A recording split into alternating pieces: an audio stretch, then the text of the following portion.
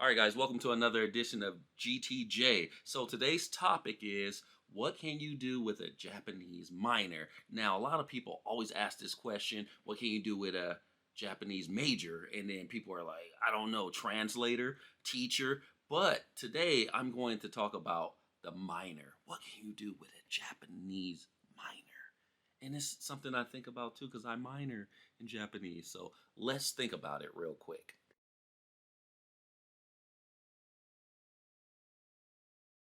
So number one, Ichiban is ALT.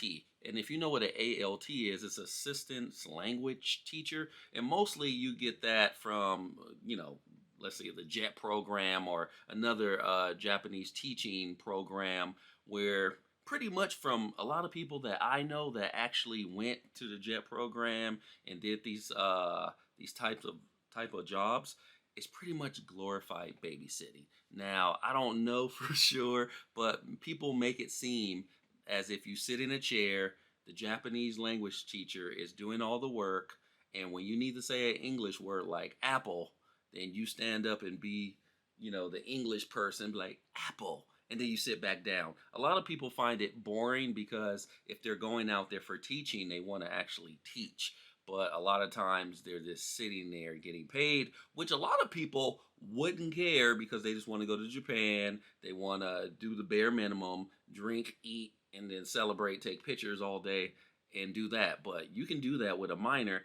But the thing that you may need with that is a TEFL, TEF, teaching English as a foreign language. It's not that hard to get. It'll probably take you 4 months, like it did me. So that's something to consider, right? So think about it. Number two, which most people already probably know, is an interpreter, right? So people always think when you're taking a foreign language, what are you going to be, an interpreter? So you can be an interpreter, but what I'm scared about these days is AI. Now, AI and all these devices are taking over the interpretation jobs where maybe humans in the next couple of years won't be able to do so much since AI and computers may take over. But for now, if you can interpret at a company or do something like that, or maybe even reading over, a text and translating it, or just verbal translations that you can do. But it's worth looking at, right? So that's my number two. Number three, the first thing people would think is a government job. Now, if you can work at an embassy, that's cool because there's other Americans there or whatever country you come from. If I want to go to the American embassy and I wanted to learn or I wanted to translate or work for the government, then that's a good job. But with a minor, you're not really that fluent, so it really depends on how good your Japanese is, and you would need to continue to grow in your language learning in order for some of these jobs, especially for a government job, that even though you minored in Japanese, you may still need a couple of years up the road, or as you're doing the job, you can also continue to learn as you go and you're in the environment, so it wouldn't be a bad choice to look. And plus the government, pretty much pays you a little better than most, so that's something to consider. Four, right? So we can go to a Japanese company, we can do a retailer, whatever. If they had a Macy's out there, I doubt they do. Disneyland, any of those type of situations that you can market to, or just be bilingual, and you pretty much don't need too much Japanese, but you need at least conversation Japanese to kind of get through the situation. So you might be able to get a job like that.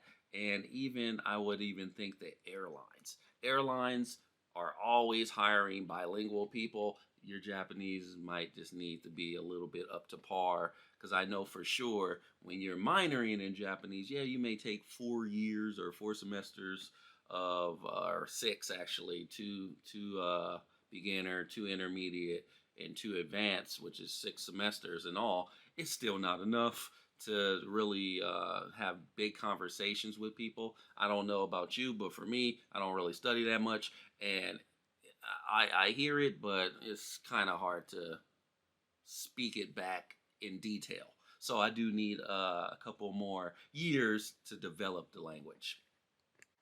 Number five, freelance. Well, that's the easiest thing you can do because there's a lot of people that teach, but they're not necessarily at a physical school, but they teach online or they just go around asking people who wants to learn English. Let's learn English. And then they can just self teach people and get paid. So you can be a freelancer. Duh.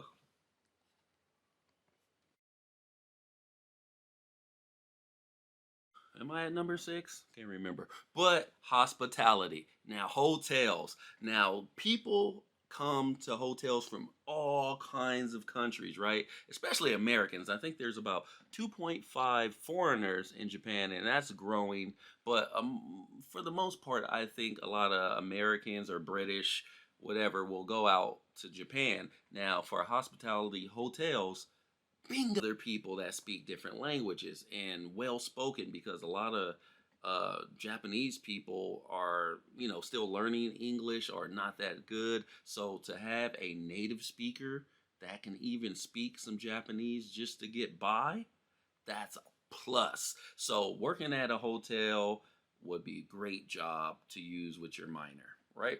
Right. Seven, I believe.